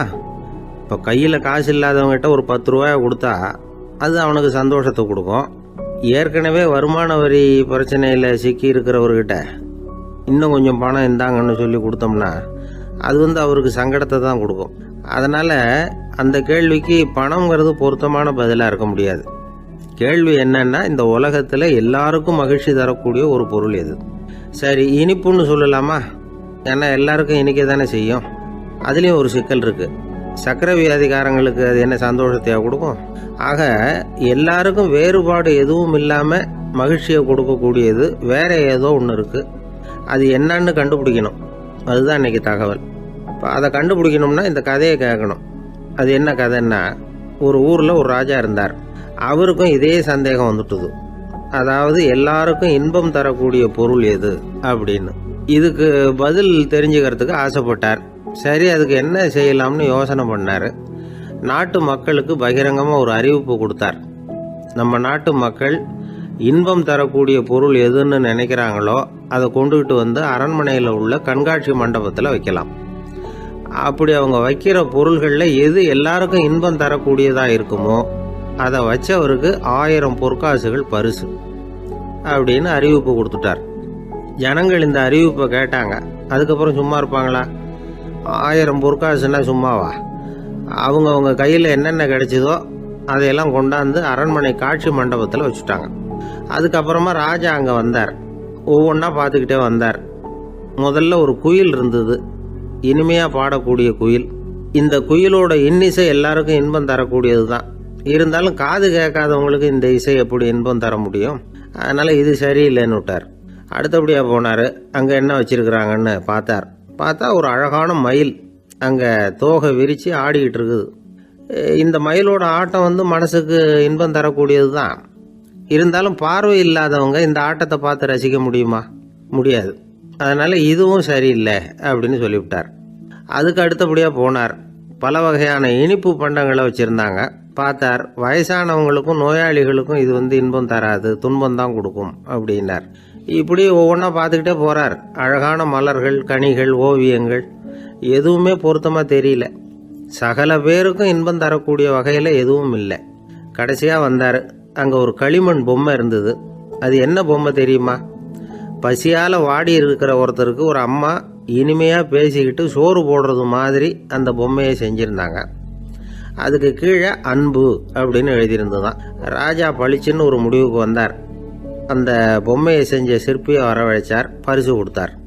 அன்பு ஒன்று தான் எல்லாருக்கும் இன்பம் அளிக்கக்கூடிய பொருள். காது கேட்காதவங்களும் அதை கேட்க முடியும், பார்வை இல்லாதவங்களும் அதை பார்க்க முடியும், குழந்தைகளும் அதை உணர முடியும் அப்படின்னு அதுக்கு விளக்கம் கொடுத்தார் அந்த மன்னர். இந்த உலகத்தில் எல்லாருக்கும் மகிழ்ச்சி தரக்கூடிய ஒரு பொருள் அன்பு தான். அதை புரிஞ்சுக்கிட்டு தான் சில கணவன்மார்கள் மனைவி பேரில் ரொம்ப அன்பை காட்டிக்கிறது வழக்கம். ஒரு வீட்டு வாசப்படி பக்கமாக மழைக்கு வந்து ஒதுங்கினார் ஒருத்தர். மழை தூரிக்கிட்டு இருந்தது, இருட்டு நேரம். அந்த வீட்டில் இருந்தவர், இன்னைக்கு ராத்திரி வேணும்னா இங்கேயே தங்கிட்டு காலையில் போங்க அப்படின்னார். உடனே இவர் சொன்னார், ரொம்ப நன்றிங்க, ஒரு 10 நிமிஷத்தில் இதை வந்துவிடுறேன் அப்படின்னு சொல்லிவிட்டு எங்கேயோ ஓடினார். 10 நிமிஷம் கழித்து திரும்பி வந்தார். ஆமாம், எங்கே போயிட்டு வந்தீங்கன்னு கேட்டார் வீட்டில் இருந்தவர். நேராக எங்கள் வீட்டுக்கு போய் மனைவி கிட்ட இன்னைக்கு ராத்திரி இங்கேயே தங்கிக்கிறேன்னு சொல்லிவிட்டு வந்துட்டேன் அப்படின்னார் அவர். அன்புல இது ஒரு ரகம். உனக்காக நான் என்ன வேணும்னாலும் செய்யறதுக்கு தயாரா இருக்கிறேன் அப்படின்னாரு ஒருத்தர். சரி, வேற ஒன்றும் வேணாம், ஒரு 10 ரூபா பணம் இருந்தா கைமாத்தா கொடு, நாளைக்கு தந்துடுறேன் அப்படின்னாரு இன்னொருத்தர். அவ்வளவுதான், நான் அவசரமா ஒரு ஆளை பார்க்க வேண்டியிருக்கு, அப்புறமா வந்து உன்னை பாக்குறேன் அப்படின்னு சொல்லிவிட்டு அந்த ஆள் நழுவி போயிட்டார். இதுதான் இன்னைக்கு உலக நிலவரம். ஆனா ஒருத்தர் மேல உண்மையாவே அன்பு செலுத்துறது அப்படிங்கிறது ரொம்ப பெரிய விஷயம். பக்தி செலுத்துறதுங்கிறது அதை விட பெரிய விஷயம். பக்தினா ஏதோ கோயிலுக்கு போய் சாமி கும்பிட்டு வர்றது இல்ல. பக்தியோட எல்லை எதுன்னு தெரிஞ்சுக்கிறதுக்கு உங்களுக்கு ஆசையா இருக்குதா அப்படின்னா ஒரு கதை உண்டு, அதுக்கு அதை கேளுங்க. அதாவது மயூர சர்மன் அப்படின்னு ஒருத்தர் இருந்தான். கிருஷ்ணர் மேல அவன் ரொம்ப பக்தியா இருந்தான். ஒரு நாள் கிருஷ்ணர் வந்து அவனை பார்த்துட்டு போகலாம்னு நினைச்சு வந்தாரு. கிருஷ்ணரை பார்த்த உடனே அவனுக்கு ரொம்ப மகிழ்ச்சி இருக்காது அப்படின்னா. ஏன்னா வழக்கமா பக்தர்கள் தானே பகவான் கிட்ட ஏதாவது கேட்கறது வழக்கம். இங்க வந்து பகவான் வந்து பக்தனை பார்த்து கேட்க ஆரம்பிச்சுட்டாரு. இத பாருப்பா, உங்ககிட்ட நான் ஒண்ணு கேட்பேன், கொடுப்பியா அப்படின்னார். பக்தன் மாட்டேன் நான் சொல்லுவான், நீங்க என்ன கேட்டாலும் அதை கொடுக்கறதுக்கு நான் சித்தமா இருக்கிறேன் அப்படின்னா மயூர சர்மன். உன்னோட மகன் ஒருத்தன் இருக்கானே 5 வயசுல, அவன் தான் எனக்கு வேணும்னாரு. இவன் கொஞ்சம் கூட தயங்கல, சரி தந்தேன் அப்படின்னு சொல்லிவிட்டான். கிருஷ்ணர் பார்த்தார், அவன் உடம்பு பூராவும் எனக்கு தேவையில்லை, அவன் உடம்போட வலது பாகம் மட்டும் எனக்கு போதும்னாரு. அதுக்கும் சரி அப்படியே கொடுக்குறேன். இவன் அந்த சின்ன பையனை நிக்க வச்சு அவன் தலையில இருந்து ஒரு ரம்பத்தால அறுக்கணும், அப்பதானே அது 2 பாகமா ஆக்க முடியும் அப்படின்னாரு. சரி அப்படியே செய்யறேங்கிறான் அவன். அந்த ரம்பத்தை நீ ஒரு பக்கம் பிடிச்சுக்கணும், உன்னோட மனைவி ஒரு பக்கம் பிடிச்சுக்கணும், நீங்க 2 பேரும் அப்படி பிடிச்சுக்கிட்டு அதை அறுத்து அவனை 2 துண்டாக்கணும் அப்படிங்கிறாரு. அதுக்கும் சரிங்கிறான். அப்படி செய்யறப்போ நீயும் அழப்படாது, உன்னுடைய மனைவியும் அழப்படாது அப்படின்னு அடுத்த கண்டிஷன். அதுக்கும் சரிங்கிறான். அடுத்த அப்படி ஒரு கண்டிஷன் போடுறாரு, அதாவது உன்னுடைய மகனும் அழப்படாது அப்படிங்கிறாரு. அதுக்கும் சரின்னு ஒத்துக்கிட்டான். இவ்வளவு நிபந்தனைகள் பேர்ல தான் உன் மகனோட வலது பாகத்தை நான் ஏத்துக்குவேன், இல்லைன்னா ஏத்துக்க மாட்டேன் அப்படின்னு சொல்லிவிட்டாரு அவர். உங்களோட அத்தனை நிபந்தனைகளுக்கும் கட்டுப்பட்டு நாங்க நடக்கிறோம் அப்படின்னு சொல்லிவிட்டான் மயூர சர்மன். உடனே மகனை கூப்பிட்டான். அவன் வந்து நின்னான், அவனை குளிப்பாட்டினான், புது ஆடைகள் போட்டு விட்டான். அதுக்கப்புறம் ஒரு ரம்பத்தை எடுத்து அறுக்க ஆரம்பிச்சான். ஒரு பக்கம் அவன், இன்னொரு பக்கம் அவனுடைய மனைவி, நடுவுல அந்த பையன். அவங்க 2 பேர் கண்ணிலேயும் கண்ணீர் கொஞ்சம் கூட வரவே இல்லை. ஆனா அந்த சின்ன பையனோட இடது கண்ணில இருந்து மட்டும் கண்ணீர் வழிய ஆரம்பிச்சுட்டுது. இத கிருஷ்ணர் பார்த்துட்டார். என்னோட நிபந்தனைப்படி நீங்க நடந்துக்கல, அதனால உங்க பையனோட வலது பாகம் எனக்கு வேணாம்னு விட்டார்.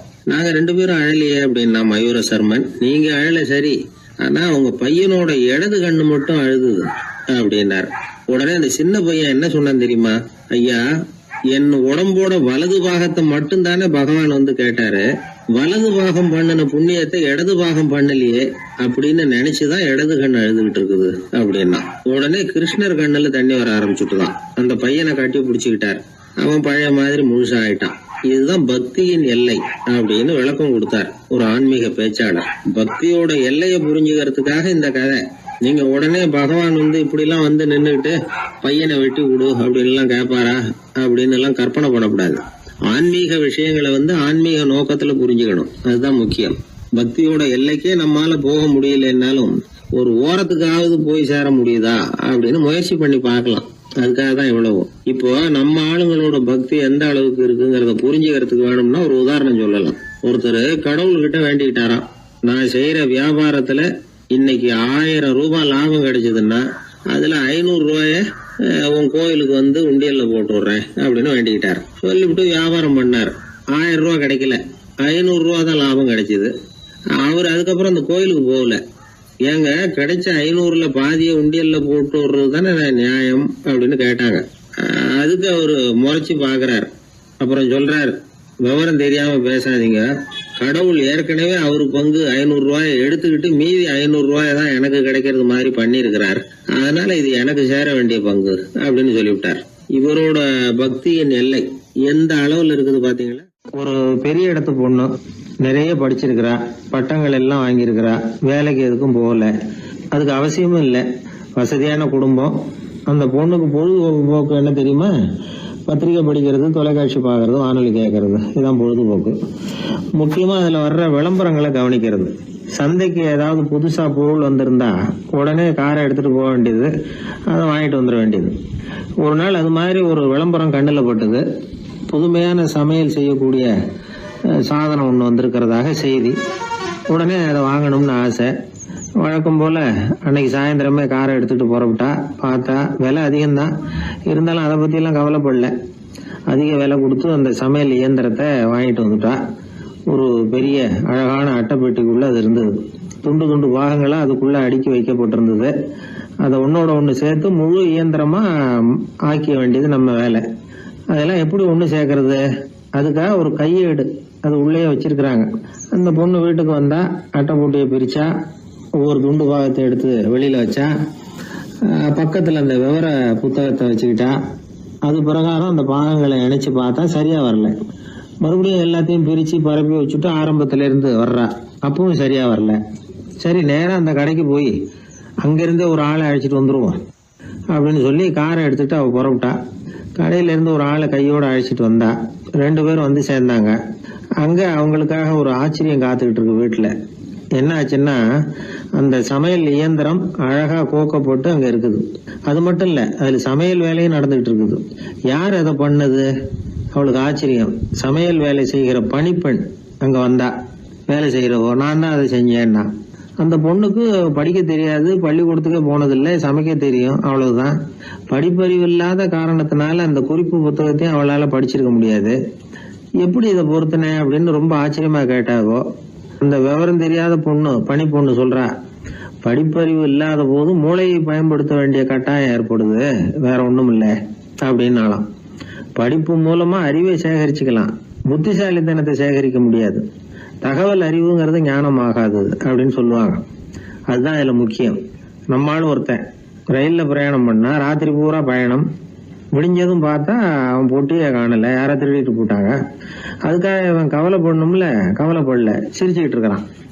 எதிரில் இருந்தவர் கேட்டார், ஏங்க பெட்டியை அவனோ எடுத்துட்டு போட்டானே, அதுக்காக கவலைப்படலையா நீங்க அப்படின்னாரு. நான் எதுக்காக கவலைப்படணும், அதோட சாவி என்கிட்ட தானே இருக்கு அப்படின்னு நானா. இவன் என்னுடைய நண்பர் ஒருத்தர், அவர் விரல்ல நகமே இருக்காது. என்ன காரணம்னு நினைக்கிறீங்க? எல்லாத்தையும் அவரே கடிச்சு துப்பிடுவார். அப்படி ஒரு பழக்கம். சின்ன குழந்தைகள் வந்து நகம் கடிக்குது, விரல் சூப்புது. இதுக்கு என்ன காரணம் தெரியுமா?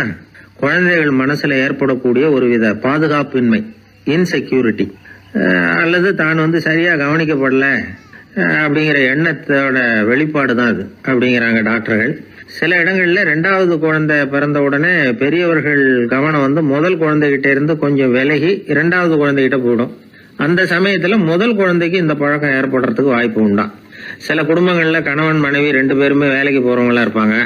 குழந்தை வந்து ரொம்ப நேரத்துக்கு பெத்தவங்களை பிரிஞ்சு இருக்க வேண்டிய சூழ்நிலை இருக்கும். குழந்தை ஒரு பாதுகாப்பின்மையை உணர ஆரம்பிக்கும். இந்த பழக்கம் வந்துடும்.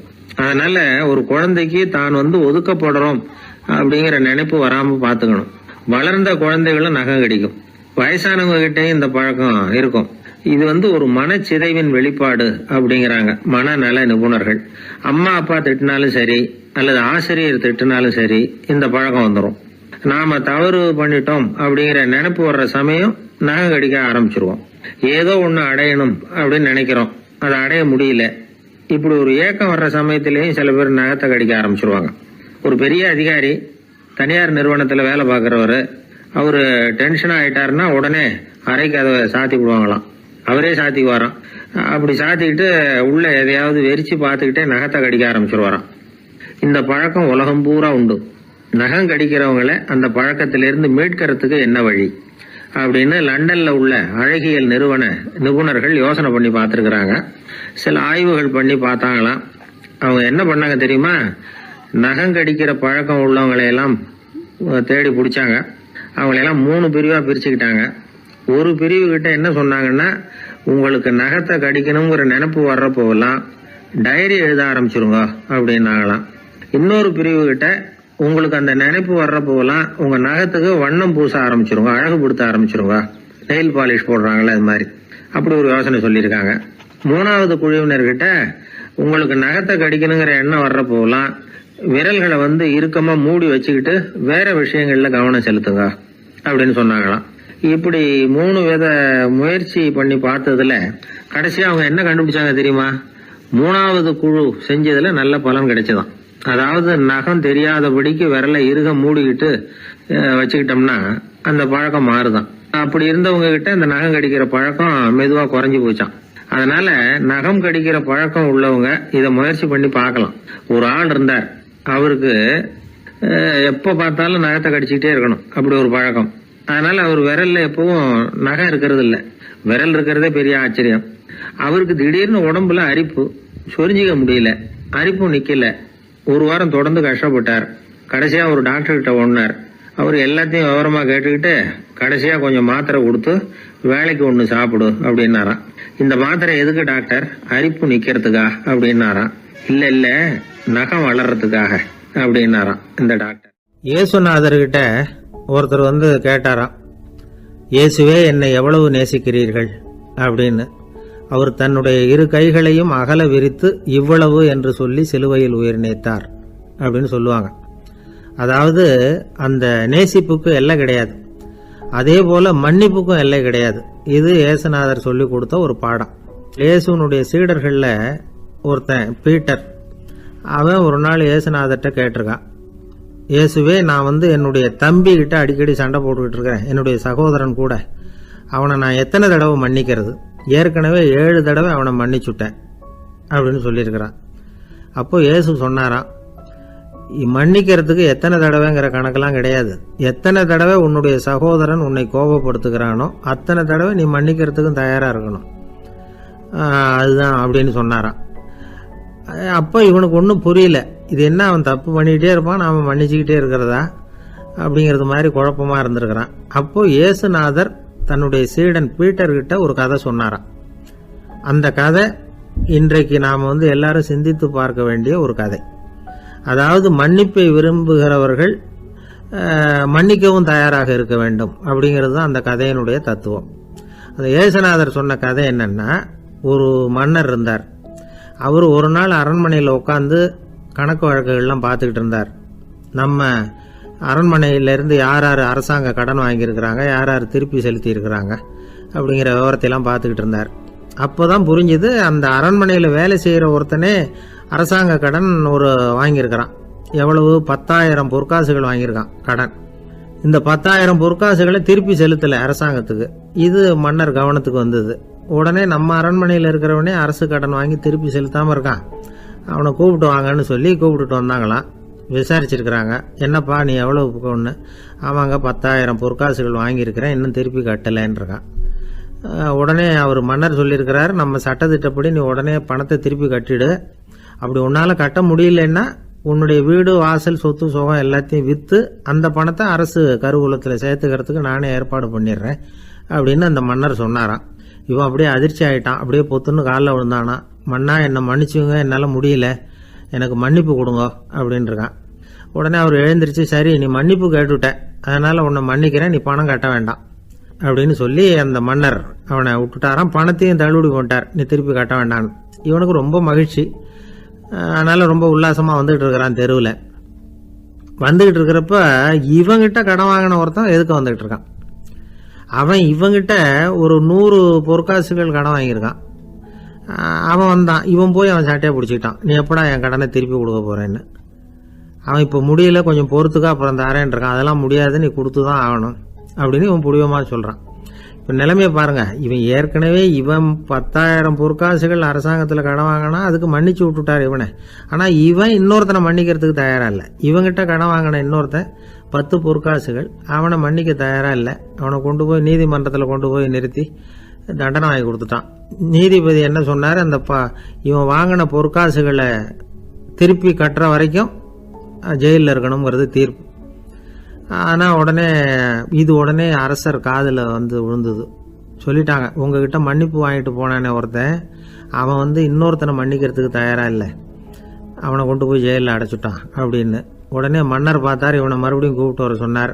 தபாரப்பா, நான் உன்னை மன்னிச்சு விட்டேன், ஆனால் நீ இன்னொருத்தனை மன்னிக்கிறதுக்கு தயாராக இல்லை, அதனால் என்னுடைய தீர்ப்பையும் மாத்துறேன், நீயும் அரசு கடன் தீர்ற வரைக்கும் ஜெயிலில் தான் இருக்கணும் அப்படின்னு சொல்லி ஜெயிலுக்கு அனுப்பிச்சிட்டாராம்.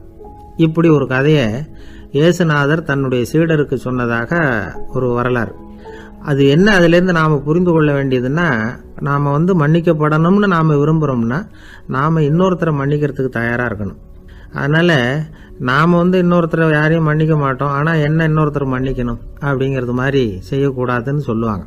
அது மாதிரி நாம் இப்போ இது தப்பாக புரிஞ்சுக்கிறவங்களும் இருக்கிறாங்க. பாவம் மன்னிப்புங்கிறதெல்லாம் எதுக்குன்னா, அதாவது மறுபடியும் பாவம் செய்யாமல் இருக்கிறதுக்காக தான். அதான் மன்னிக்கிறாரே அப்படிங்கிறதுக்காக மறுபடியும் பாவம் பண்ணிகிட்டு இருக்கிறது இல்லை. அதான் ஒருத்தர் கேட்டாராம், பாவத்திலேருந்து மன்னிப்பு கிடைக்கணும்னா நீ என்ன செய்யணும் அப்படின்னு கேட்டிருக்கார்.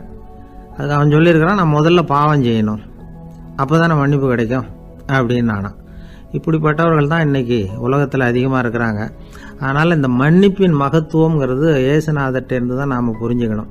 அந்த இயேசு சொன்ன அந்த மன்னிக்கிற மனோபாவம் இருந்தால் இன்னைக்கு உலகம் பூராவும் அமைதி பூங்காவாக இருக்கும். அதில் ஒன்றும் ஆச்சரியமே இல்லை, அதில் ஒன்றும் சந்தேகமும் இல்லை. அதனால் மன்னிக்கிற மனோபாவத்தை நாம் எல்லாரும் நமக்குள்ளே வளர்த்து கொள்ள வேண்டும் அப்படிங்கிறது தான் நாம் இன்றைக்கு எல்லோரும் சிந்தித்து பார்க்க வேண்டிய ஒரு செய்தி. வயிறு பசிக்குதேங்கிறது சிலரோட கவலை, வயிறு பசிக்க மாட்டேங்குதே அப்படிங்கிறது சில பேரோட கவலை. 2 விதமான கவலைக்கும் வயிறு தான் காரணமாக இருக்குது. வயிறு பசிச்சதுன்னா அது இயற்கை, வயிறு பசிக்கலைன்னா அது வியாதி. ஆனால் பசியையும் நாம் பசிப்பிணி அப்படின்னு தான் சொல்லுவோம். என்ன காரணம்? வியாதியை போக்க வேண்டியது எவ்வளவு முக்கியமோ அதை விட முக்கியம் பசியை போக்க வேண்டியது. ஒரு சமுதாயத்தில் பசிப்பிணியே இருக்கக்கூடாது, அதுதான் நல்ல சமுதாயம். பசியை போக்கணும்னா சாப்பாடு போடணும், பசியின்மையை போக்கணும்னா வைத்தியம்தான் பண்ணணும். இது சம்பந்தமாக எவ்வளவோ ஆராய்ச்சிகள் நடக்குது, நிறைய மருந்து கண்டுபிடிச்சிருக்கிறாங்க. நம்ம உடம்புல பசியை தூண்டக்கூடிய பகுதி எது, இதை முதல்ல தெரிஞ்சுக்கணும் இல்லையா? நாம் சாப்பிட்ற ஆகாரம் செரிக்கிறதுக்கு எது காரணம் தெரியுமா? நம்ம மூளையோட பின்பகுதி தான் அதுக்கு காரணமாக இருக்குதாம். மூளையின் பின்பகுதியில் நரம்பு செல்களால் ஆன 2 வகையான ஆரக்சின்கள் தான் பசியை உண்டாக்குது அப்படின்னு கண்டுபிடிச்சிருக்கிறாங்க. 2 ஆய்வாளர்கள் இதை கண்டுபிடிச்சிருக்காங்க. அவங்க 2 பேரும் டெக்சாஸ் பல்கலைக்கழகத்தில் ஹார்வர்டு ஹக்ஸ் மருத்துவ கல்வி நிலையத்தில் பணிபுரிகிறவங்களாம். உண்பது தேவைங்கிறது உணரப்படும் போது மூளையின் அந்த குறிப்பிட்ட பகுதி ஆரக்சின் அப்படிங்கிற ஹார்மோன்களை சுரக்கும். அது பசி உணர்வை தூண்டும் அப்படிங்கிறது தான் அந்த ஆய்வாளர்களின் கண்டுபிடிப்பு. இந்த ஆரக்சின் வேறு சில உயிரினங்கள்லேயும் உண்டு. இப்போ எலிகளில் கூட இது இருக்குது. அதனால் எலிகளை வச்சு இது சம்பந்தமாக ஆராய்ச்சி பண்ணாங்க. எலிகள் உடம்பில் ஆரக்சினை செலுத்தி பார்த்தாங்க. உடனே என்னாச்சு தெரியுமா? அந்த எலியெல்லாம் பசியால் துடிக்க ஆரம்பிச்சுட்டுது. எதையாவது தின்னு பசியை தீர்த்தா போதுங்கிற அளவுக்கு அந்த எலிகள்லாம் அல்லாட ஆரம்பிச்சுட்டுது. இயல்பாக சாதாரணமாக அந்த எலிகள் எவ்வளவு சாப்பிடுமோ அது மாதிரி 8 முதல் 10 மடங்கு அதிகமான ஆகாரத்தை 1 மணி நேரத்துக்குள்ளே சாப்பிட்டு தீர்த்துட்டு தான். சில எலிகளின் மூளையில் இந்த ஆரக்சின் அளவை கட்டுப்படுத்தி பார்த்துருக்குறாங்க. உடனே என்னாச்சு தெரியுமா? அதெல்லாம் சாப்பாட்டை கண்டால் முகத்தை திருப்பிட்டு போக ஆரம்பிச்சுட்டு தான். அந்த எலிகளுக்கு பசி எடுக்கலையாம். இந்த ஆராய்ச்சியின் அடிப்படையில் பசியை எடுக்காமல் இருக்கிற மனிதர்களுக்கும் பசியை தூண்ட முடியும் அப்படின்னு சொல்லி ஆராய்ச்சியாளர்கள் தெரிவிச்சிருக்கிறாங்க. ஆக ஆரக்சின் தான் பசிக்கு காரணம்ங்கிறது தெரிஞ்சு போச்சு. சரி, இந்த ஆரக்சின் அப்படின்னா என்ன? அது ஒரு கிரேக்க சொல். அதுக்கு பசின்னு அர்த்தம். நம்ம ஆளுங்களுக்கெல்லாம் பசியை தூண்டுறதுக்கு மருந்து தேவையில்லை, பசியை குறைக்கிறதுக்கு தான் மருந்து தேவை. ஒரு அம்மா டாக்டரை தேடி வந்தாங்களாம். டாக்டர், எங்கள் வீட்டுக்காரருக்கு திடீர்னு அகோர பசி, நிறைய சமைச்சு போடுறேன், அவ்வளவையும் சாப்பிட்டுட்டு கீழே கிடக்கிற குப்பை கூலங்களையும் எடுத்து சாப்பிட ஆரம்பிச்சுட்றார், இது என்னன்னு கவனித்து பாருங்கள் அப்படின்னாங்களாம். எவ்வளோ நாளாக அப்படி இருக்குதுன்னு கேட்டிருக்காரு டாக்டர். ஒரு வாரமாக அப்படி இருக்குதுன்னாங்களாம். இவ்வளவு நாளாக ஏன் சும்மா இருந்தீங்க, ஆரம்பத்திலே இங்கே அழைச்சிட்டு வர வேண்டியது தானே அப்படின்னாரான் டாக்டர்.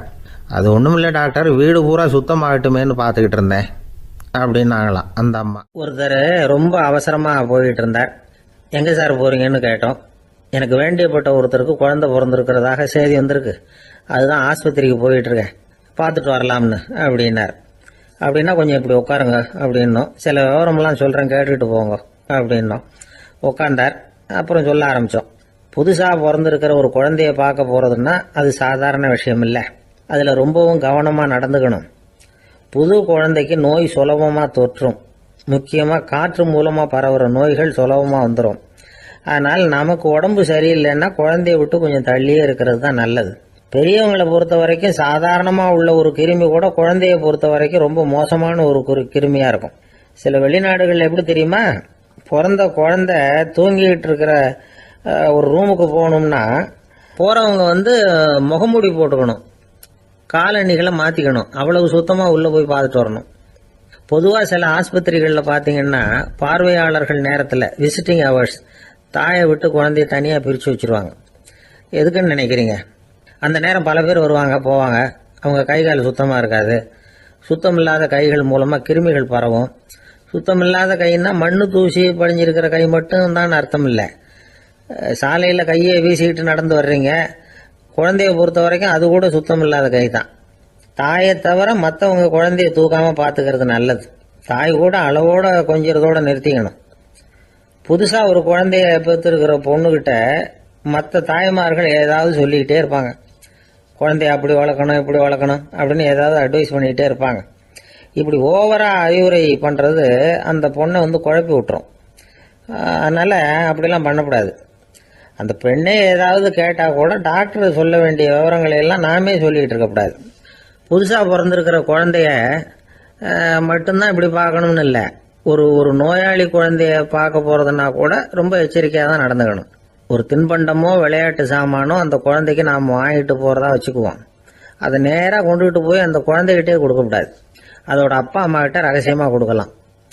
அவங்க முடிவு பண்ணட்டும் குழந்தைகிட்ட அதை கொடுக்கலாமா வேண்டாமாங்கிறத. அவங்களுக்கு தான் தெரியும் அதோட மனசும் உடம்பும். உங்கள் அக்கறையை காட்டுறதா நினச்சிக்கிட்டு குழந்தை வாயில் எதையும் கொண்டுட்டு போய் போடாதீங்க. போகிறப்போ உங்கள் வீட்டு குழந்தையும் அழைச்சிட்டு போகாதீங்க. இது நோயை வாங்கிட்டு வந்துடும், அல்லது புதுசாக ஒரு நோயை அதுக்கிட்ட கொடுத்துட்டு வந்துடும். என்னதான் உங்களுக்கு பழக்கமான குழந்தையா இருந்தால் கூட அதுக்கு விருப்பம் இல்லைன்னா பேசக்கூடாது. அங்கே போய் அவங்க பள்ளிக்கூடத்தை ஞாபகப்படுத்திட்டு இருக்கக்கூடாது. நோயில் இருக்கிறப்ப ஸ்கூலை பற்றி பேச அது விரும்பாது. ஆஸ்பத்திரியை விட்டு வெளியில் புறப்படுறப்போ குழந்தைகிட்ட சொல்லணும்னு அவசியம் இல்லை. அதோட அப்பா அம்மா கிட்ட சொல்லிவிட்டு புறப்பட்டா போதும், குழந்தை கோபிச்சிக்காது. சமூக சம்பிரதாயத்தை பற்றி அது கவலைப்படுறதில்லை. இப்படி எல்லா விவரமும் நம்ம எதிரில்